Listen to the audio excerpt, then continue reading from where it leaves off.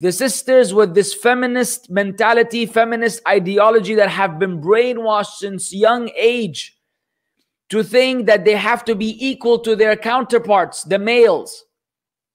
And so they find any hadith, especially the sisters that can't stand obeying their husbands. When they come across the narration which are very explicit from Prophet ﷺ, that if a husband, if she were to lick the pus of his entire body, it wouldn't fulfill his right. They can't stand those narrations. The narration which says that if she doesn't give him his right in bed, that the angels will, if he goes to sleep upset with her, the angels will curse her until the morning. They cannot stand this narration. If she's told to have to obey her husband, she cannot stand this narration. If Allah says in the Quran, وَلِلرِّجَالِ عَلَيْهُنَّ دَرَجَةً, and men have a degree over women, they cannot stand this ayah. They genuinely have a problem with Allah Himself. People have a problem with Allah Himself because of the way He's divided and distributed the roles and obligations and responsibilities between the two genders. And it blows my mind every single time. Like, I'm baffled. How can any human being ever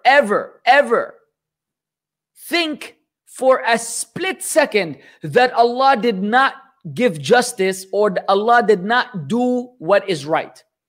How in the world does that even work, oh human being, that for a moment, for a fraction of a second, you allow yourself to think that Allah has not figured it out, or that He gave an uneven distribution, or He misjudged who is supposed to do what, or He favored unjustly males over females? How in the world are you really a believer who submits to Allah when you are so incapable yourself? Ya miskeen, ya miskina.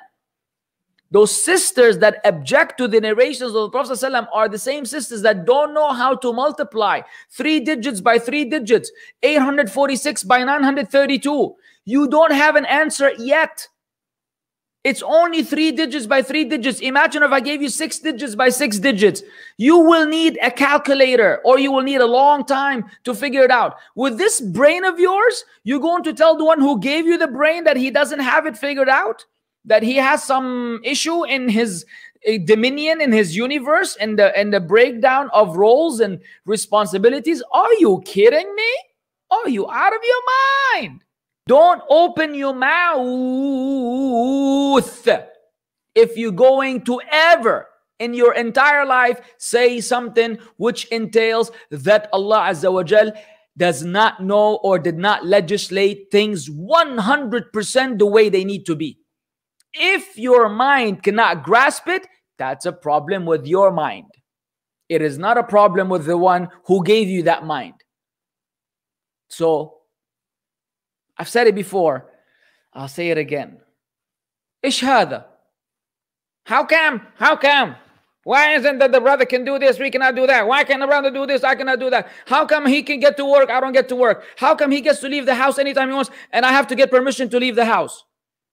We could turn around and use the same logic to say that women are given an advantage.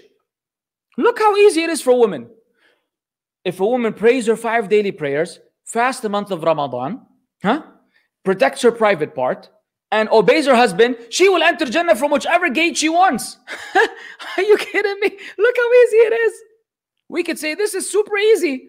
The man has to, earn a living and go out and deal with the people and work and make and pay for the house and pay for the rent and pay for the food and pay for the drink and look after his wife and clothe her and feed her and his children and his mother and his father. He's always financially responsible in some way or somehow. Now, if you want to use the same logic, we could say the women have it better. But you see, it's about how you look at things, the subjective view on matters. But we know Allah subhanahu wa ta'ala knows very well who is supposed to do what. So we say with an open heart and a sound disposition, sami'na wa ata'na. We listen and we obey.